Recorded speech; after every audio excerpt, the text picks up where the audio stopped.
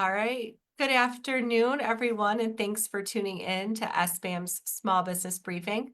I'm Sarah Miller, Vice President of Communications, and I'm joined today by a familiar face to some of you, Jacob Manning. Jacob, why don't you introduce yourselves to the viewers? Hi, good afternoon, Sarah, and thank you everybody for tuning in today. Thank you, Sarah, for having me back again. My name is Jacob Manning. I'm the Grassroots Coordinator and Policy Advisor here at SBAM, part of the advocacy team working over at the state capitol. Yes, thanks for joining me, Jacob. So Brian Calley is actually talking with a group here in our office today. We do expect that he's going to come in later for a Data Monday update. But before we get started, I have kind of a couple things to note. One is it's actually the 5-year anniversary of SBAM's Small Business Briefing. I know some of you have been around since the beginning when our former CEO Rob Fowler joined Brian Calley to do daily updates during the COVID pandemic. And so here we are 5 years later, thankfully down to just one show a week, keeping you updated. But I would be remiss if I didn't make a note of that. And I also want to welcome our new member of the week. That's Stevens Disposal. They're a premium member and they are a locally owned and operated business with 40 years of experience, and they serve commercial and residential customers in Petersburg, Michigan. All right, so we do have quite a few updates today. Jacob, let's start our show with some legislative updates, beginning with the income tax rollback bill. What can you tell us? Yeah, so if the watchers of the show remember all the way back to early 2023, there was a pretty substantial policy discussion that was going on before my time at SBAM, but about a potential income tax rollback. So if you remember, 2023, the income tax was briefly down to 4.05%, down from 4.25%. And after a lot of discussion, eventually a Court of Appeals ruling determined that a law that had triggered this income tax rollback was temporary, and so the rate went back up from 4.05% back up to 4.25%.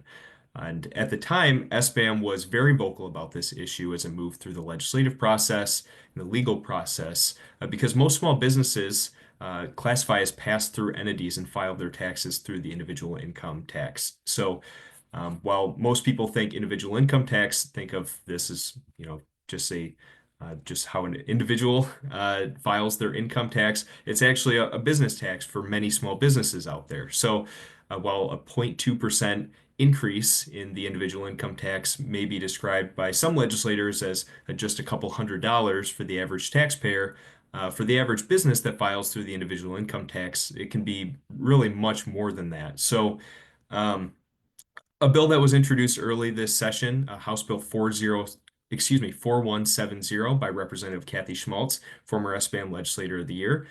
She introduced this bill early in the session, and I think it was a top priority for the House Republicans to get a bill through the committee process that would do as they see would right a wrong that had previously been done in the last legislative term.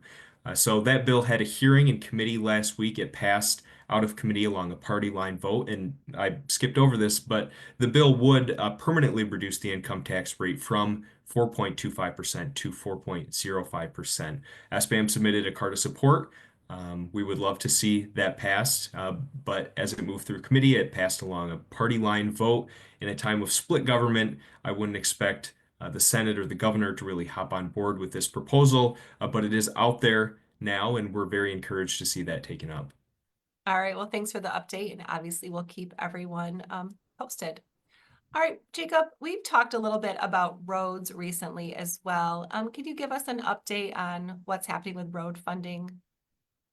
Yeah, so roads have kind of been the talk of the town for the better part of a year now. Just to restate what SBAM's policy is, we don't really have a specific road plan at SBAM. We support, um, for funding to be gathered for a long-term road funding solution. We would prefer funds to be taken from user fees, not simply on not simply taken through fees that target businesses, like say a corporate income tax increase. And we also I don't think that there should be any long-term borrowing to promote road funding. So that being said, there are two competing road plans out there now, and I think Brian had mentioned it in a previous edition of the briefing, but Governor Whitmer had said last month that her and Speaker Matt Hall were the only two leaders in Lansing that had the guts and the brains to release a roads plan, which is kind of a jab at her fellow Democrat Senate Majority Leader Brinks, who has not released a plan yet. And some of the specifics of Governor Whitmer's plan are still a bit ambiguous. There was, as we have mentioned before, a rumored corporate income tax increase. We came out pretty strong against that. Um, but the House Republicans have also introduced a plan of their own. There's some funds that get moved around on how tax is collected on gasoline. So this would be a user tax. But there's also something interesting in there, and that is a change um, in how the state handles these mega credits. There's a series of incentives for big businesses. They're called mega credits, and businesses that qualify for these credits um, file under the Michigan business tax, which is currently at about 4.5%.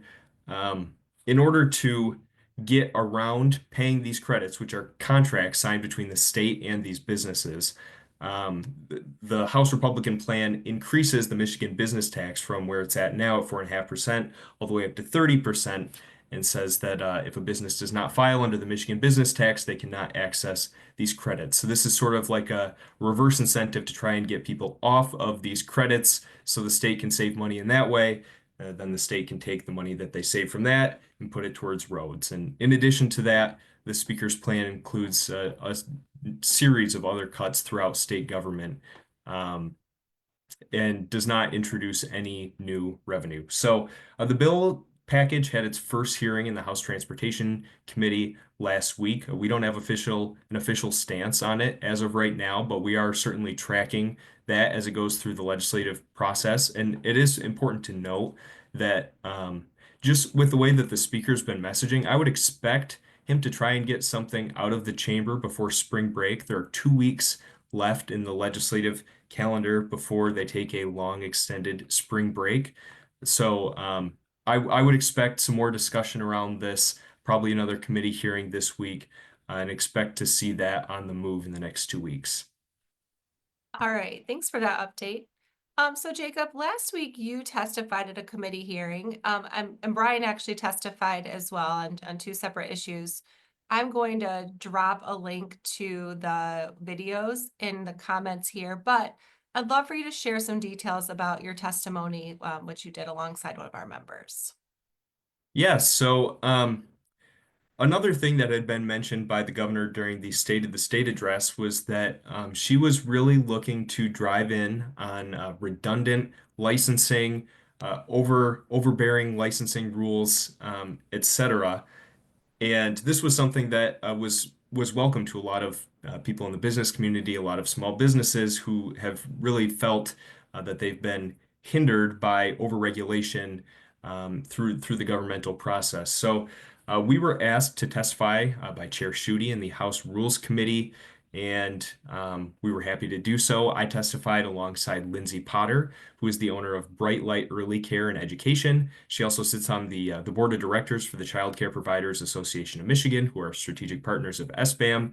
And really, what we drilled down and talked about, um, we gave an overview on generally why overregulation is harmful to small businesses, or at least that was my half of the testimony was just describing generally that we have some longstanding public policy positions that encourage a regular review of regulations and licensing requirements to ensure that they're not overly burdensome or redundant in some way or another.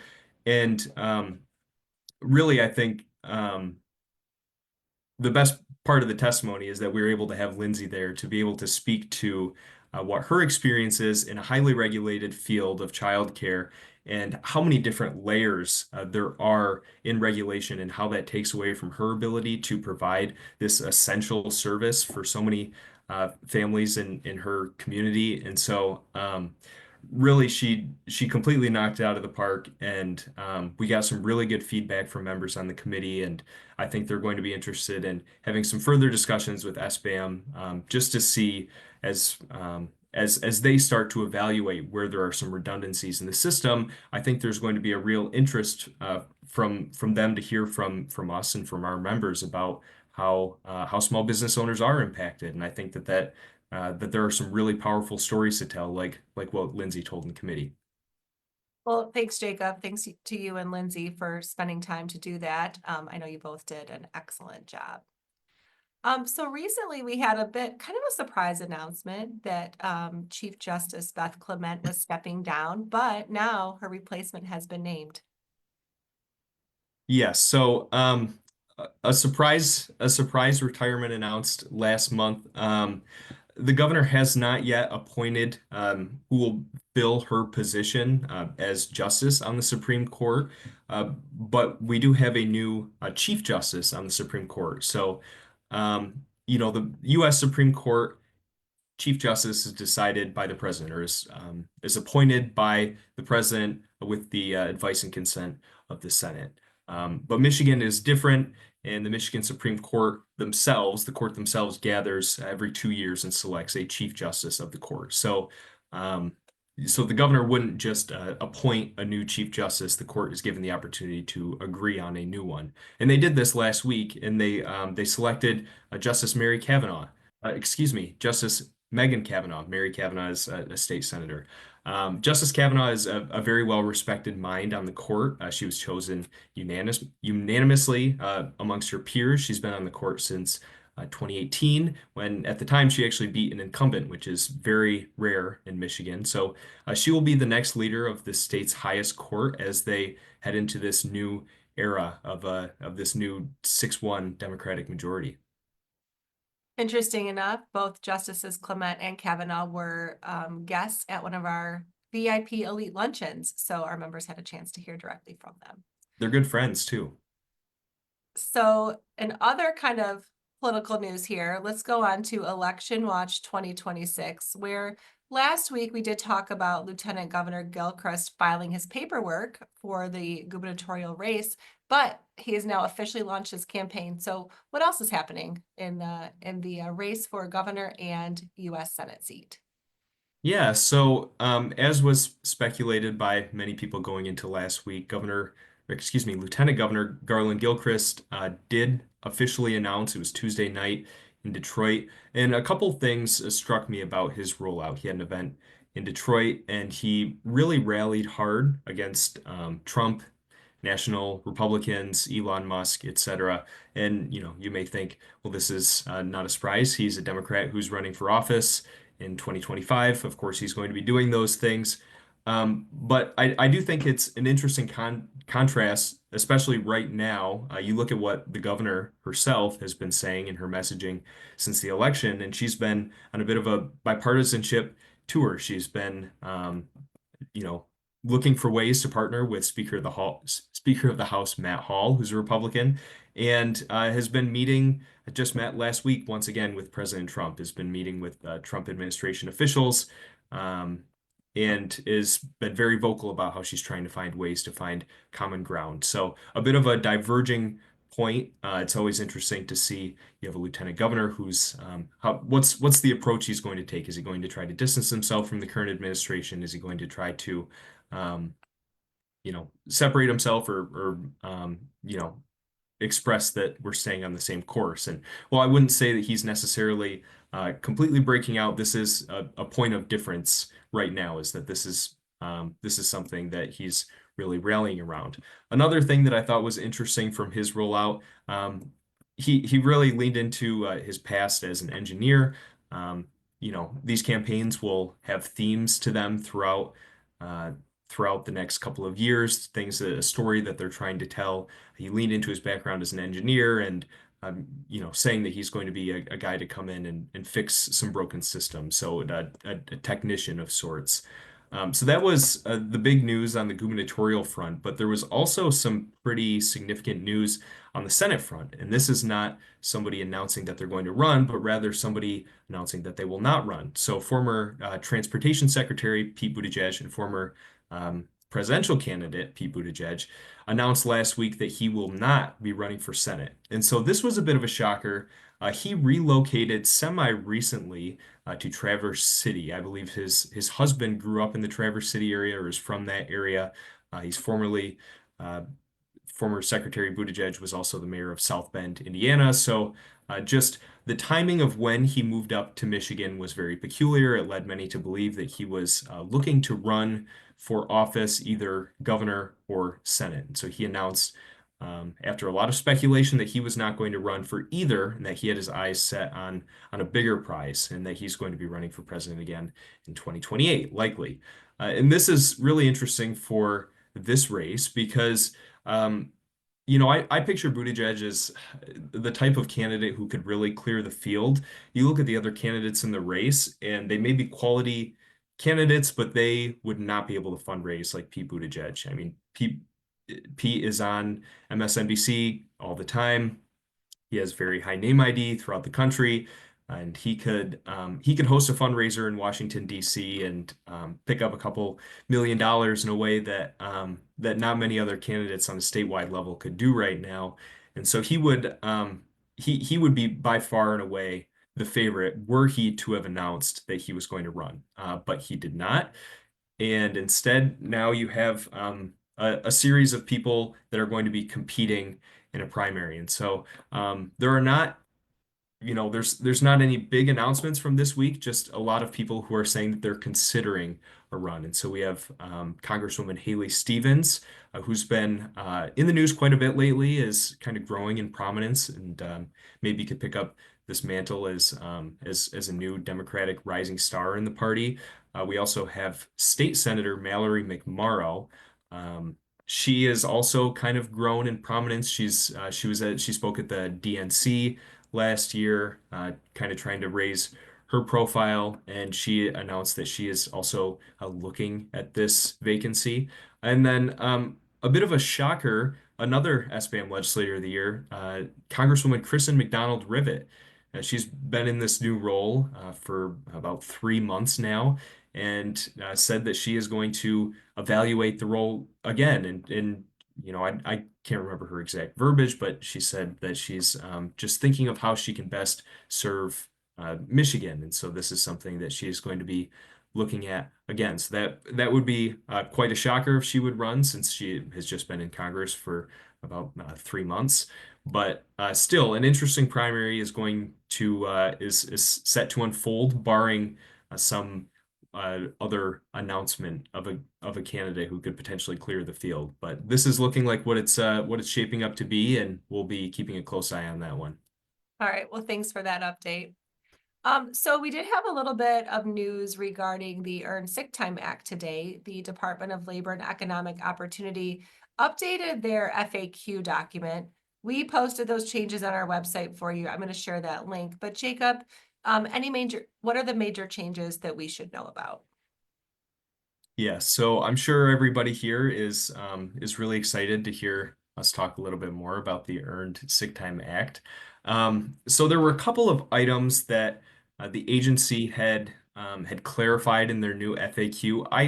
I can't think if there's anything that's really all that new or things that we haven't been saying. We've been in pretty close communication with the agency, the director of the agency, about some of our concerns and some of the gaps that we saw in the FAQs. And we see that a lot of our concerns and the things we thought were missing do appear here. And Sarah did just leave a link there, and we do have an additional webinar tomorrow that'll be going over the entire FAQ and compliance alongside that. Yes, thanks, Jacob. We do have one of our compliance webinars already scheduled for tomorrow at 2 p.m. And so we've incorporated the edits to that webinar. So if you want a quick refresher, if you've already been to one of our webinars, you can still join tomorrow's or a recording will be available for members after the fact as well. Yes. So, just briefly diving into what some of the specific changes are that we're seeing. We've had a lot of questions about um, the quote unquote small business, the 10 employees, and how it's calculated, whether or not an employer is a big or small employee. A question we commonly get, does the owner of the business count as one of the employees in the 10 employee headcount? And so what the department said is that owners who are employed or receive a W-2 by the employing entity are included towards purposes of calculating number of employees. This is something that we've been saying for a while, but is something that was affirmed by the agency. Um, we also received some clarification on this exemption that existed in the original FAQ. As you're aware, there are very few exemptions on what sort of employees are not required to accrue time. But I believe the original FAQ said that an employee who like sets their own schedule has some sort of agency about or could potentially not accrue sick time. So there was some additional context added there, and as we suspected, that exemption is going to be very narrow. It's not going to apply to any employee who sets their own schedule. There has to be an employee who kind of works the hours that they want to work, and if they don't work any hours, they're not disciplined. So just some additional clarification is added there. The agency, or excuse me, the department also added an FAQ explaining how to front load for part-time employees, sort of three-part test where an employer estimates the amount of hours a part-time employee would work in a benefit year, would provide them with that front-loaded benefit, and then at the end of the year would kind of true up.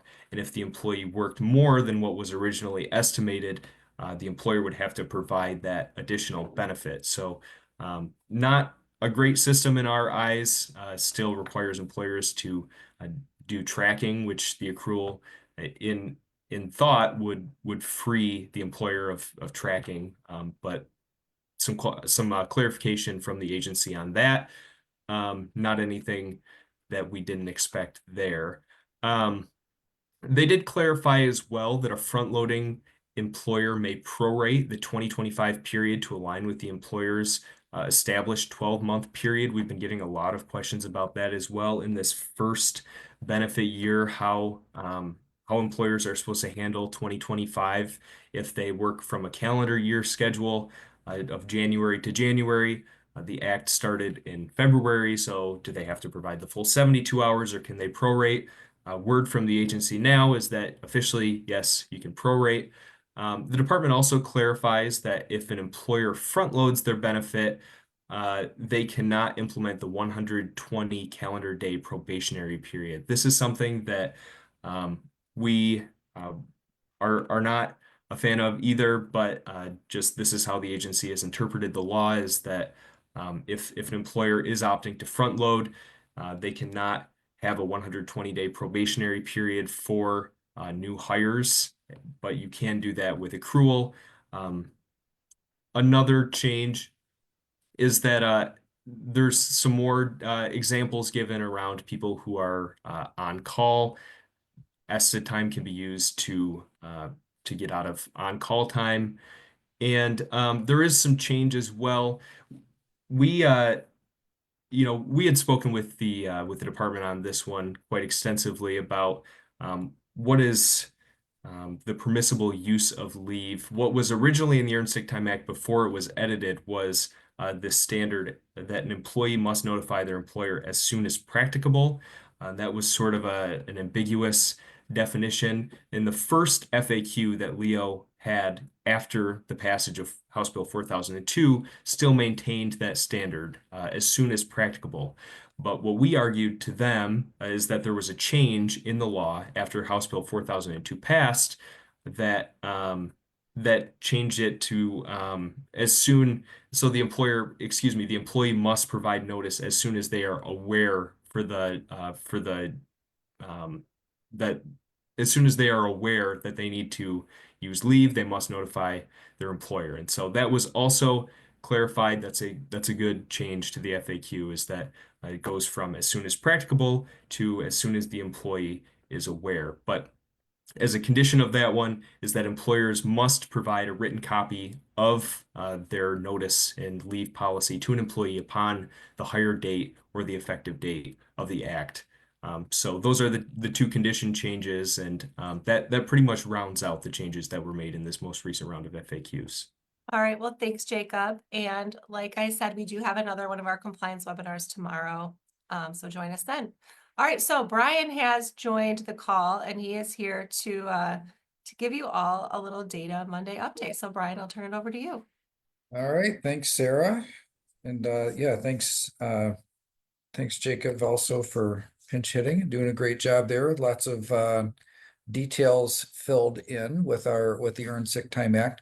Wanted to there's so many points of data that'll be of interest to you that I thought I'd start with the CPI or inflation. As you can see, both on the core inflation and in the headline or overall inflation, both down a bit. So that was a pretty good sign, because at least with the headline inflation, it had been seemed like it may be ramping up a little bit, and so it's a kind of a pleasant surprise on the inflation front. If you look at month over month, okay, so this is headline inflation and then core inflation on the bottom, you'll see that both were 0.2 month over month. So it's not a bad annualized rate, not quite at the target, but generally better month over month performance than before. Now, why would that be, or what's pulling it down? I think a lot of it is this gasoline. You probably have noticed that the gasoline costs have come down. It's one of the reasons why you saw the headline of the overall inflation come down more as compared to the core inflation, which takes out those commodities. So, and then up at the top, you won't be surprised, meats, poultry, fish, and eggs, primarily this section being driven by eggs at 7.7% year over year change. Okay, a couple other ways to look at inflation. First, or the next is personal consumption expenditure. So PCE, this is actually the one that the Federal Reserve looks at more when they're determining interest rates. So you'll see that both of these at about 2.5 core at 2.5 or 2.6 in the headline at 2.5. So this is as a measure kind of like the consumer price index, but a different, actually a little more accurate in terms of people's experience with cost increases. So both of these, you see a kind of a little hook here on the blue line. So stopped going up, just like on the consumer price index. Really good indication here that at least at the moment, things look pretty stable. Both of these were just a little better than people were expecting, but not too far off expectations.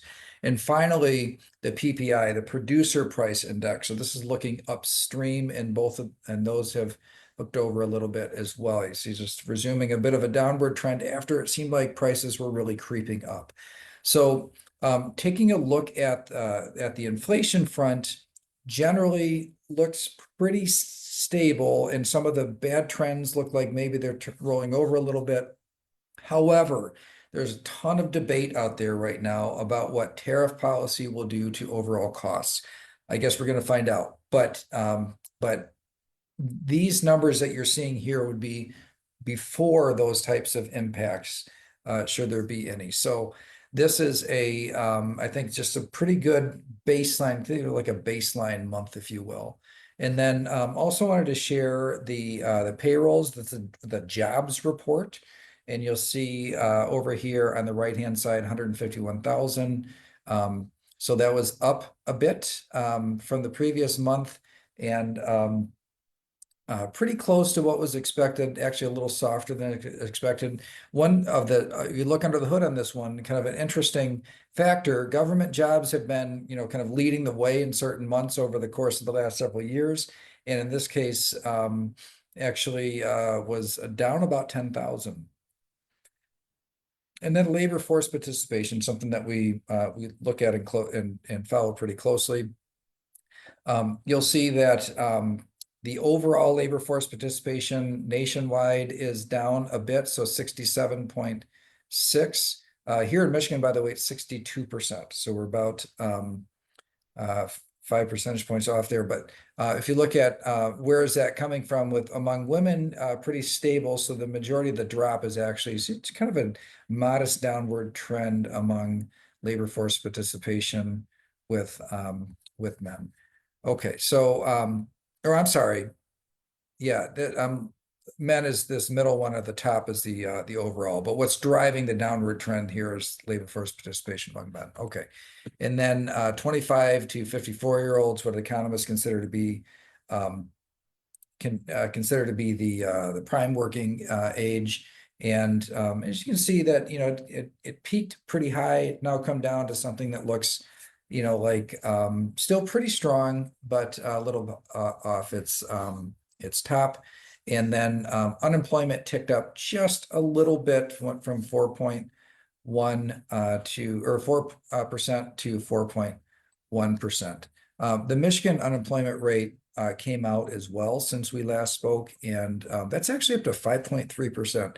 So you might, if you know, if you've been following this Data Monday, as we do them about once a month now, as information comes out, and Michigan's was down at about 4%. It's just been ticking up. There's no individual month where you look at it and say, wow, it jumped way up. It's just been going up a little bit every month for well over a year now, and or most months, you know, over that time period. So it is up here in Michigan. So on the inflation front, I would say generally looks stable, but think of it as a baseline before policy changes get made.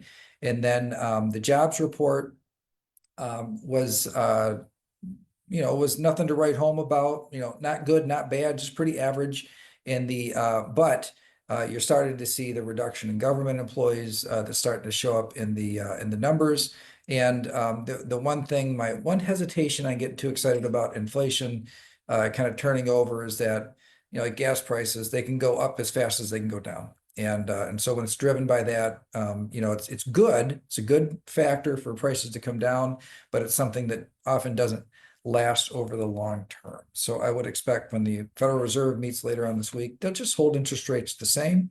But looking at some of the rising concerns in the overall economic picture and just a little bit of softening in the jobs market, maybe increasing the likelihood of rate cuts coming up this year. I know we're going to see one or two anyway, but who knows? Maybe they'll end up, remember the Federal Reserve, they increase interest rates when they are more afraid of inflation as opposed to a recession. They decrease interest rates when they're more afraid of a recession than they are of interest rates. So at this point, I think they really are just waiting for a little bit of additional information. But if I were a betting person, I would say that probably interest rate, we're probably going to end up with a few more interest rates than what we thought a couple months ago. All right, well, thanks for that report, Brian. And Jacob, thanks for joining us today. I hope you all have a great week, and we will be back here next Monday at 3 o'clock. Thanks, everybody.